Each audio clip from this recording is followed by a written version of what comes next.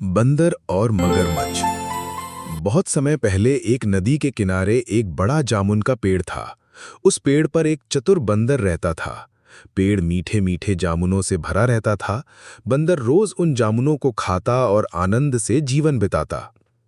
उसी नदी में एक मगरमच्छ अपनी पत्नी के साथ रहता था। एक दिन मगरमच्छ नदी के किनारे बैठा था।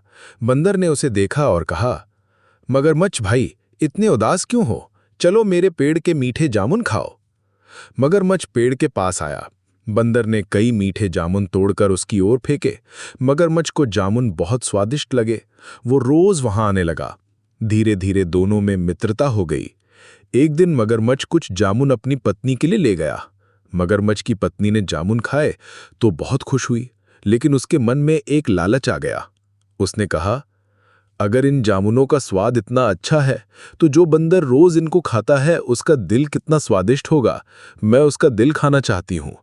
मगरमच्छ बोला, ये तुम कैसी बात कर रही हो? वो मेरा मित्र है। मगरमच्छ की पत्नी बहुत जिद करने लगी। वो बीमार होने का बहाना बनाने लगी और कहने लगी, अगर तुमने वो बंदर का दिल नहीं लाया तो मैं मर जाऊंगी। मगरमच्छ परेशान हो गया। आखिरकार वो पेड़ के पास गया। उसने अपने दोस्त बंदर से कहा, मित्र, मेरी पत्नी ने तुम्हारे मीठे फलों का स्वाद चखा है। वो चाहती है कि तुम हमारे घर चलो। वो तुम्हें देखना चाहती है और तुम्हारा आतिथ्य करना चाहती है। बंदर ने सोचा, ये तो मेरे लिए सम्मान की बात है। वो खुशी खुशी मगरमच्छ की पीठ पर बैठ गया। मगरमच्छ नदी में तैरने लगा। बीच नदी में पहुंचकर मगरमच्छ बोला, मित्र, मुझे माफ करना।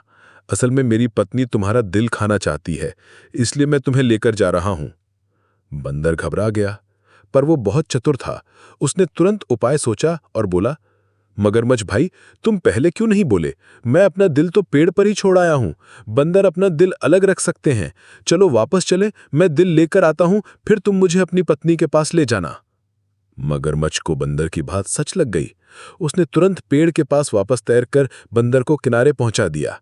बंदर फुर्ती से पेड़ पर चढ़ गया और एक ऊंची डाली पर बैठकर बोला, मूर्ख मगरमच्छ, क्या कोई अपना दिल बाहर रखता है? मैंने अपनी जान बचाने के लिए झूठ कहा। अब भाग जाओ और कभी लौटकर मत आना। मगरमच्छ को अपनी मूर्खता पर बहुत शर्म आई। वो चुपचाप लौट गया। सीख: बुद्धि से बढ़ी कोई ताकत नहीं होती। संकट में धैर्य और चतुराई से काम लेना चाहिए।